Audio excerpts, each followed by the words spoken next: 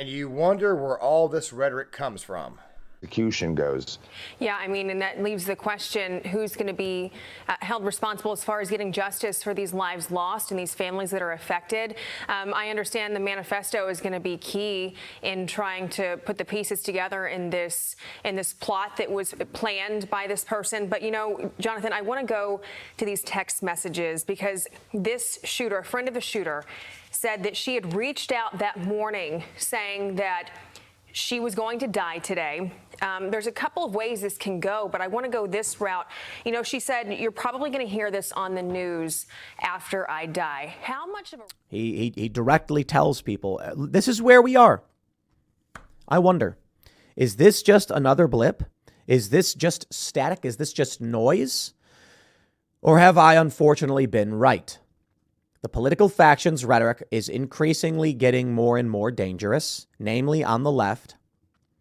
Liberals are gloating and celebrating. What is up, guys? John Claymore here. Now, guys, this video right here is kind of a follow-up to the video that came out at 10 o'clock this morning. I did say last night that hopefully there will be a follow-up once we got more information on the Nashville shooter. Now, guys, a lot of things have came out, and this video right here is going to be kind of a late release, somewhere between 6 and 7 o'clock tonight. But we've got a lot of rhetoric being thrown around out here, and which, by the way, that rhetoric is trying to swamp the facts.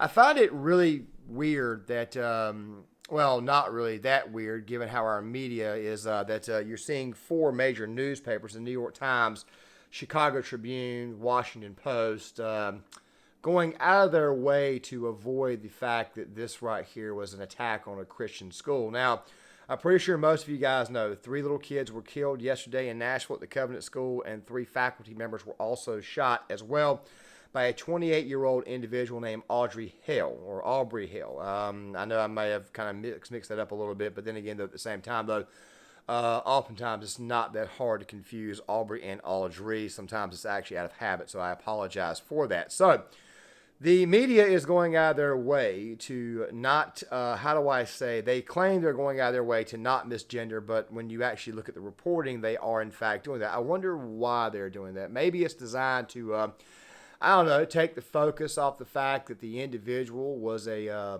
girl who wanted to be a male, had pronouns, and now we're finding out that her mother, who is blaming guns in this case, had several Facebook posts that, in fact, blamed guns and were very, very pro-gun control.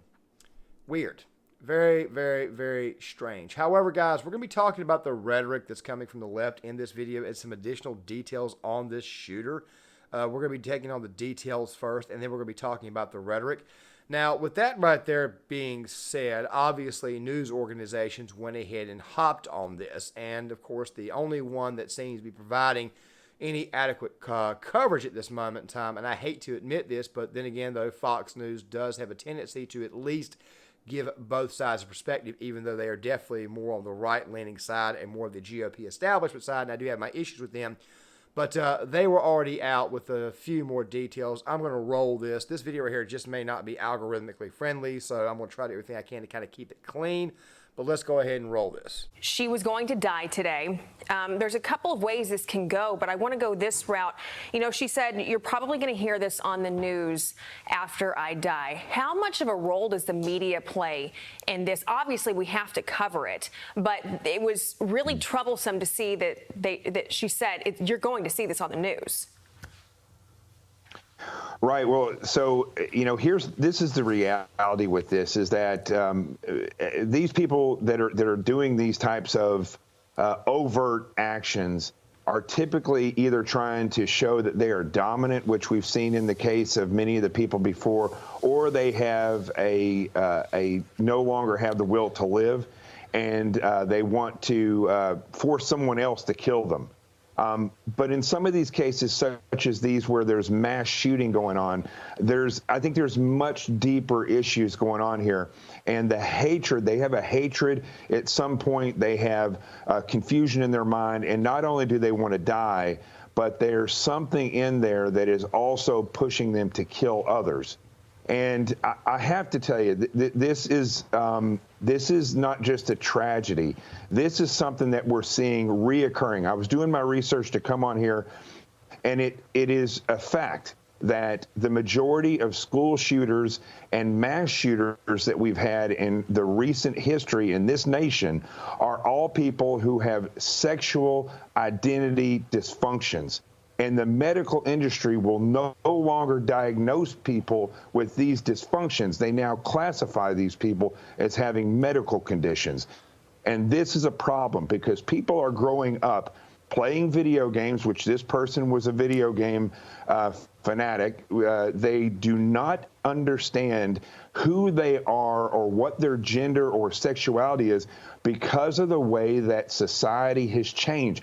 I'm reading the stories that are out in the media, and I can't even tell if this person was a transgender male or transgender woman. It's being reported that it was a woman, but when the police actually put out the press notifications, they were saying that they identified this person from their car and calling them a male. But when you go to LinkedIn, it's saying that it's a he, or a he, him. Guys, we'll talk about what he was saying about video games in a second, because obviously it's kind of a trope to go ahead and blame video games rather than the individual or the freaking parents. We will get back to her mother here soon, and we'll get to the rhetoric here soon as well. The thing you have to understand is you guys are obviously seeing this individual shooting into the school itself, okay? The weapons have already been released. There was an AR-15. However, the weapon that was primarily being used was the Mini TAC-9.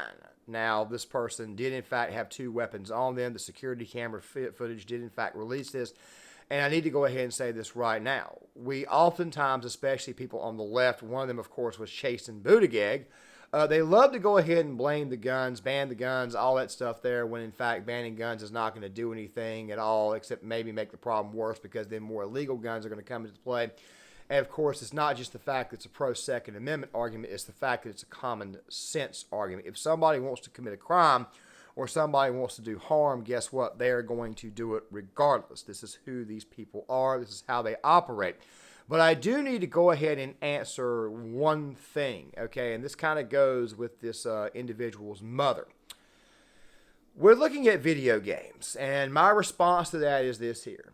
The video game is not the problem in the exact same way that the gun is not the problem, okay? That is not the issue, okay? Stop blaming the video games and stop blaming the guns. You know what your problem here is?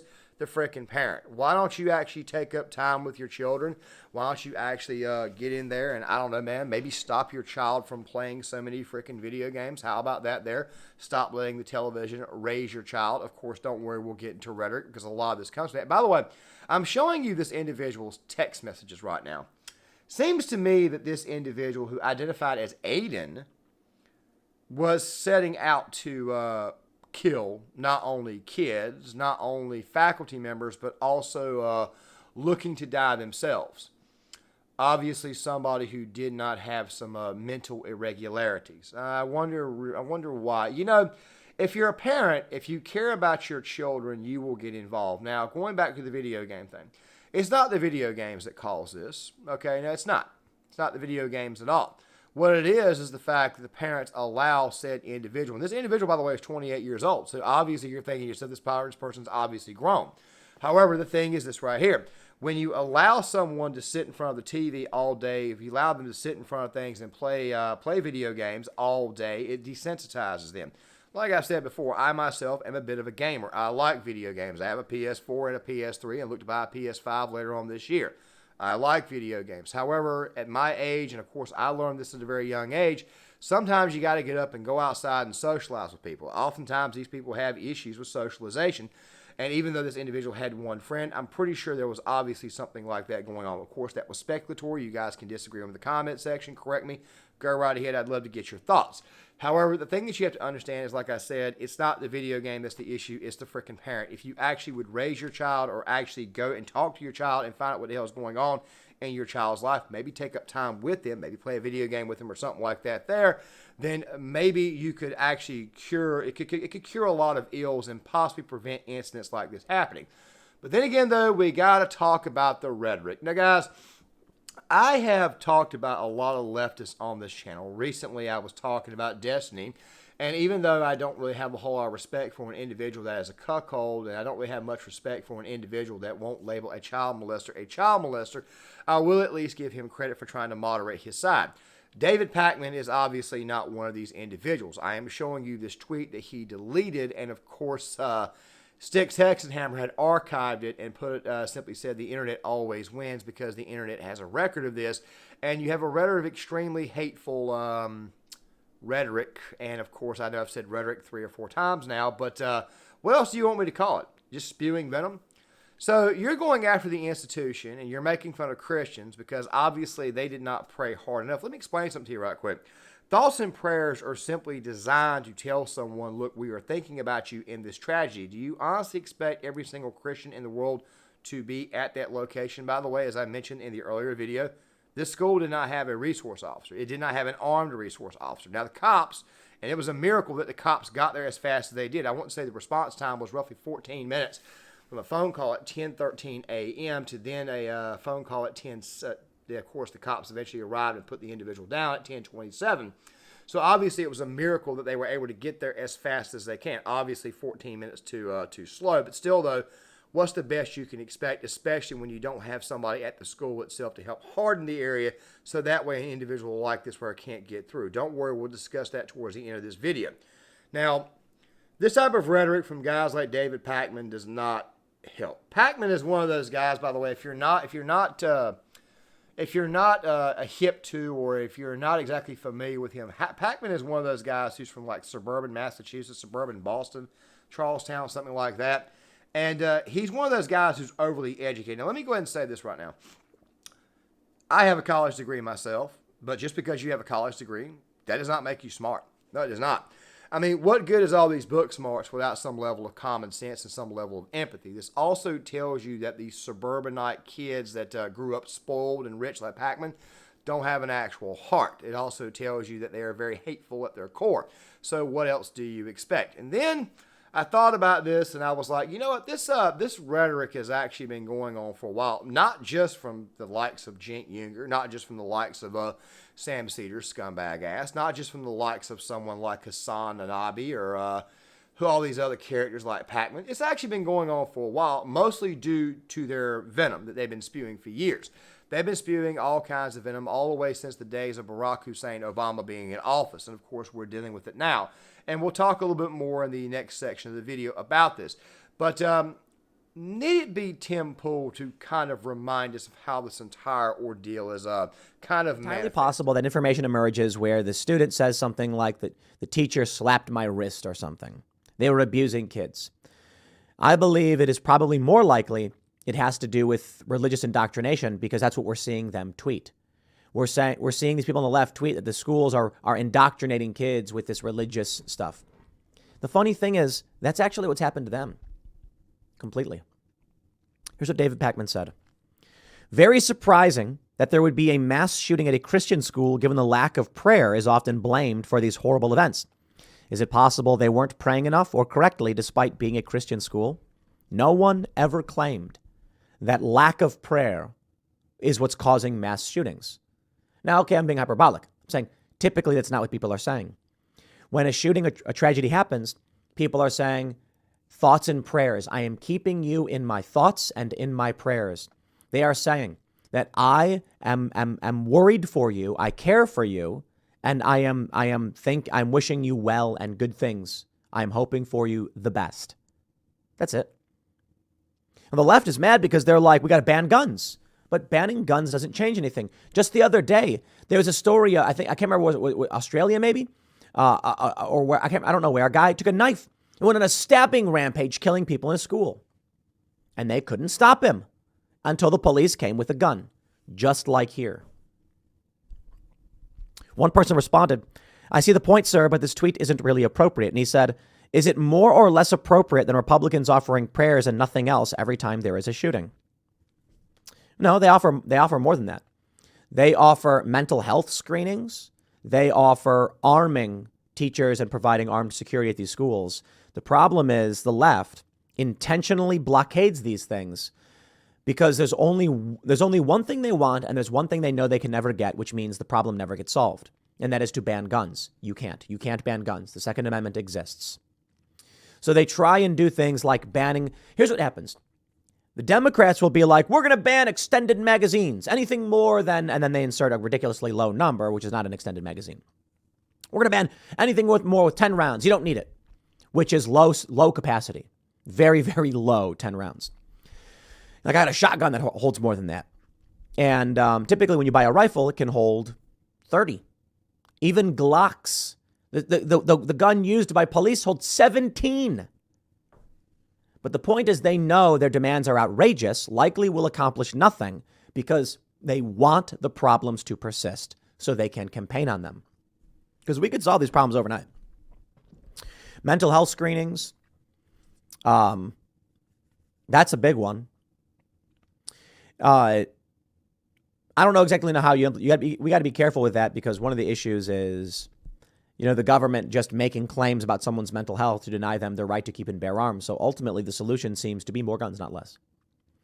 The solution seems to be people having the ability to defend themselves from psychopaths like this. It's really amazing. One person said, dude, come on, I'm lib, and this is cringe to me. It doesn't seem like the thought a bright man would have. You mock the faith of slain children. Ultimately, David Pakman did delete this tweet. He took it down. Look, it's no secret that I think we are either in or heading towards a civil war. Jane Fonda, this is from Lauren Witzke. Jane Fonda and The View supported the idea of murdering Christian pro-lifers this month. They giggled like the wretched hyenas they are. Now that they have blood on their hands, do you think they will hear apologies? Jane Fonda called for murder of pro-life individuals. And they all chuckled and said, no, she's joking. And then she rolls her eyes and then looks down. She wasn't joking. She wasn't. If she was joking, she'd be like, okay. No, she looks disappointed. Let me show you. I mean, I don't want to play it because She probably. I'm not gonna. Because I think YouTube will have a negative reaction. But she outright says it. They're all shocked. They laugh. Haha, she's joking. And then she makes this face. That's the face she made when they were like, she's just joking, right? She looks at them. And then she looks down. And she looks disappointed. Hanoi Jane. We have to bring up Hanoi Jane. Now, guys, obviously, I'm not going to play that clip that she had from The View. The reason why is because it's mind-numbing. And after a while, talking about the ladies at The View just makes me want to puke. I mean, just these individuals are sick. And, you can sit here and talk about these people like they're crazy and all that good stuff. But the thing is this right here. Hanoi Jane really should learn to keep her freaking mouth shut. And I'll go ahead and tell you right now the reason why we call her Hanoi Jane. All you got to do is take a look at her Vietnam War protest and her sympathy that she showed for the North Vietnamese killing our men in the field. Now, granted, somebody can come in here and say, well, the colonizers kind of deserved it. Yeah, I don't buy that, not one damn bit. These are men simply doing a job. Maybe you think I'm being a little bit sympathetic because I myself am one of the troops. Well, guess what? Frickin' sue me. I don't care what the hell you damn it think. The thing is this right here. Hanoi Jane needs to keep her mouth closed at this moment in time. Okay, she said that. And, of course, she may have acted serious, which I find also to be very weird because I believe it was 2001, 2002.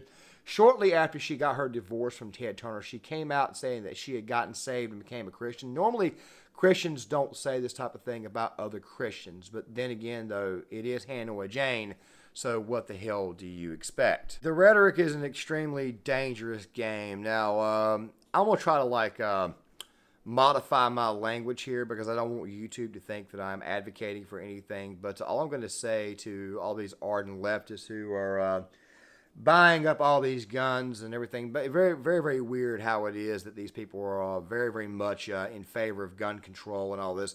I don't think that this is a good idea. As a matter of fact, it's not just because you're attacking schools, which, by the way, is obviously very bad. But here's the thing.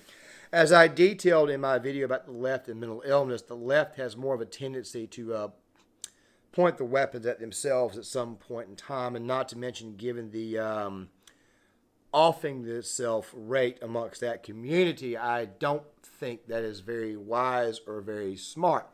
Fact of the matter is that you need to actually be a parent to your child, and you need to actually raise that individual. Like I said, I understand this individual was 28 years old, obviously grown. But the thing that you have to understand is this right here. Taking care of a child at a young age and staying engaged with your child post a certain age, being 18, 19, 20 years old, can go a long way. It also makes me wonder where the teachers might have gone wrong, which I personally don't think that the teachers did go wrong. I think the fact that Mom was a liberal Karen probably had a lot to do with it. Of course, I've showed you guys before how it was that her social media was littered with pro-gun control stuff, pro-gun control rhetoric. There was even a petition she signed on Sandy Hook, so obviously you have that. Now, you're probably thinking to yourself, why are you attacking liberal parents? I'm not attacking liberal parents. I'm attacking this liberal-ass parent who could have actually made a difference in their child's life. Something else, too, about this rhetoric. All I'm going to say about this rhetoric is that you're playing an extremely dangerous game.